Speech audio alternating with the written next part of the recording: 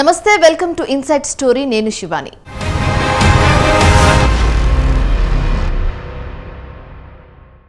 AP deputy CM Pawan Kalyan వ్యవహార శైలి పార్టీలోనే కాదు, కూటమి నేతల్లోనూ చర్చనీయాంశంగా మారింది. అధికారంలోకి రాకముందు దూకుడుగా వ్యవహరించిన జనసేన అధినేత ఆ తర్వాత మాత్రం సౌమ్యంగా ఉంటూ వస్తున్నారు. తన శాఖల పని ఏదో తాను చేసుకుంటూ వెళ్తున్నారు. అంతేనా? సీఎం చంద్రబాబు హస్తిన పర్యటనకు వెళ్తున్నా ఎక్కడ కూడా పవన్ కళ్యాణ్ మాత్రం కనిపించలేదు. హస్తిన పెద్దలతో గట్టి పరిచయాలు ఉన్న పవన్ కళ్యాణ్ ఎందుకు అక్కడికి వెళ్లడం లేదు? హైకమాండ్ పెద్దలతో ఎందుకు భేటీ కావడం లేదు? దీనిపై పెద్దెత్తున చర్చ సాగుతోంది.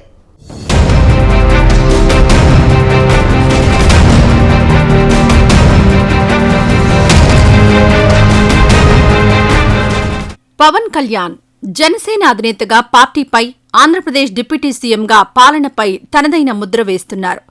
టీడీపీ కూటమి ప్రభుత్వంలో పంచాయతీరాజ్, గ్రామీణాభివృద్ధి, గ్రామీణ తాగునీటి సరఫరా, పర్యావరణం, అటవీ, సైన్స్ అండ్ టెక్నాలజీ శాఖలు దక్కించుకున్నారు.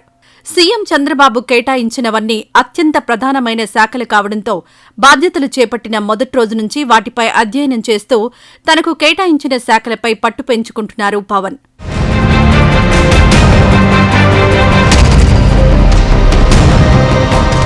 ఎప్పటికప్పుడు ఆయా శాఖల ఉన్నతాధికారులు, సిబ్బందితో సమీక్షా సమావేశాలు నిర్వహిస్తూ రాష్ట్ర అభివృద్ధి కోసం తనవంతు పాటుపడుతున్నారు. ఉప ముఖ్యమంత్రిగా ఉన్నప్పటికీ ఇతర శాఖల జోలికి వెళ్లకుండా తన పని తాను చేసుకుంటూ పోతున్నారన్న పేరు తెచ్చుకున్నారు జనసేన అధినేత. ఎన్నికల ఫలితాల ముందు వరకు పలుమార్లు చంద్రబాబును కలిసిన పవన్ ప్రభుత్వం ఏర్పాటు కాకముందు ఒక్కసారి మాత్రం కుటుంబ సభ్యులతో వెళ్లి ఆయనతో సమావేశమయ్యారు. ఇక పాలన మొదలైన తర్వాత ఇప్పటివరకు ఒక్కసారి కూడా ప్రత్యేకంగా ఏపీ సీఎంతో భేటీ అయ్యింది లేదు.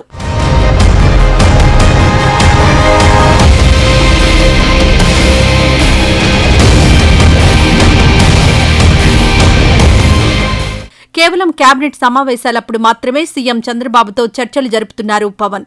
ఆ తర్వాత తన శాఖల పనితీరు పర్యవేక్షించడం, అభివృద్ధి కార్యక్రమాలపై దృష్టి సారించడం లాంటివి చేస్తున్నారు. ఈ క్రమంలోనే కొద్ది రోజుల క్రితం కర్ణాటక వెళ్లి అక్కడి ప్రభుత్వంతో సంప్రదింపులు సైతం చేశారు డిప్యూటీ సీఎం పవన్.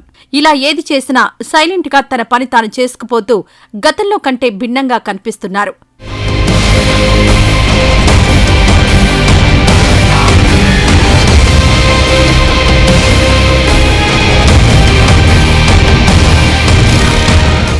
కేవలం ఇది మాత్రమే కాదు, ఢిల్లీ పెద్దలతో పవన్ కు అత్యంత సన్నిహిత సంబంధాలున్నాయి. 2024 ఎన్నికలకు ముందు నుంచే జనసేన ఎన్డీఏలో భాగస్వామ్య పార్టీగా కొనసాగుతోంది. అప్పట్లో పలుమార్లు ఢిల్లీ వెళ్లి వచ్చారు పవన్. ఇక స్వయంగా ప్రధాని మోడీ సైతం ఎన్నికలకు ముందు విశాఖ వచ్చినప్పుడు పవన్ను పిలిపించుకొని మరీ మాట్లాడిన సందర్భాలున్నాయి. అలాంటి పవన్ కళ్యాణ్ అధికారంలోకి వచ్చిన తర్వాత ఒక్కసారి కుటుంబ సభ్యులను తీసుకుని హస్తిన వెళ్లడం మినహా ఆ తర్వాత ఎప్పుడూ పాలనాపరమైన పనుల కోసం ఢిల్లీ పర్యటనకు వెళ్లింది లేదు.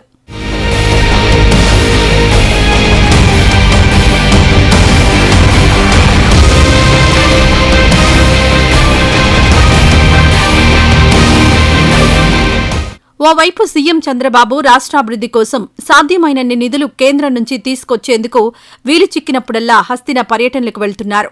ప్రధాని మోదీ, కేంద్ర మంత్రి అమిత్ షాతో పాటు ఇతర మంత్రులను కలుస్తున్నారు. చర్చలు జరిపి పెండింగ్ ప్రాజెక్టులకు నిధుల కేటాయింపుపై విజ్ఞప్తులు చేస్తున్నారు. ఈ క్రమంలోనే ఎన్డీఏ ప్రభుత్వం సైతం ఏపీకి సాయం చేస్తోంది.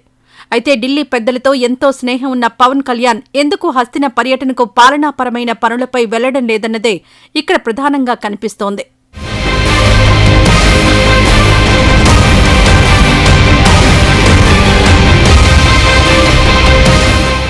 నిజానికి ఏపీలో కూటమి ఏర్పడ్డానికి ప్రధాన కారణం పవన్ కళ్యాణే.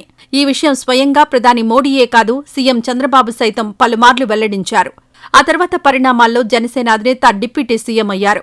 ఓవైపు రాష్ట్ర ఖజానా ఖాళీగా ఉంది. ఎన్నికల వేళ హామీ ఇచ్చినట్లుగా పలు సంక్షేమ పథకాలు అమలు చేయడానికి నిధులు కూడా పెద్దగా లేని పరిస్థితి. ఇలాంటి వేళ డిప్యూటీ సీఎం పవన్ తనవంతుగా హస్తిన పర్యటనకు వెళ్లి నిధుల విషయంలో ఎందుకు మాట్లాడడం లేదన్న టాక్ వినిపిస్తోంది. కనీసం తన శాఖల పరిధిలో కేంద్రం ద్వారా వచ్చే గ్రాంట్లు, పన్నులకు సంబంధించిన నిధుల కోసమైనా హస్తిన వెళితే ప్రయోజనకరంగా ఉంటుంది కదా అన్న అభిప్రాయం వ్యక్తమవుతోంది.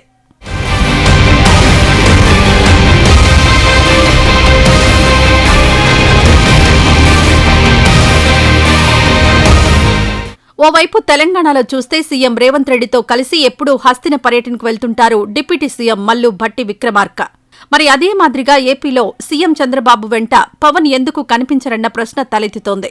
అయితే పార్టీ అంతర్గత సమాచారం ప్రకారం హస్తిన ప్రభుత్వ పెద్దలపై ఒత్తిడి తేవడం పవన్ కు అంతగా ఇష్టం లేదని కొందరు చెబుతున్నారు. పైగా ఓవైపు ఎలాగూ సీఎం చంద్రబాబు ఢిల్లీ వెళ్లి కేంద్ర సర్కార్తో చర్చలు జరుపుతూ ఉండడం వల్ల మళ్లీ తాను ఎందుకు వెళ్లడం అన్న భావనలో పవన్ ఉన్నట్లుగా చెబుతున్నారు.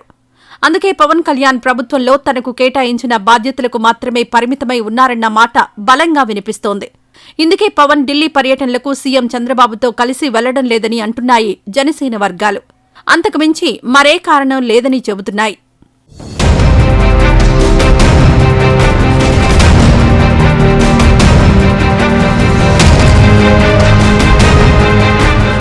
ఇది ఇవాల్టి ఇన్సైడ్ స్టోరీ. రేపు మరో ఎపిసోడ్తో మళ్ళీ కలుద్దాం. అంతవరకు సెలవు. నమస్తే.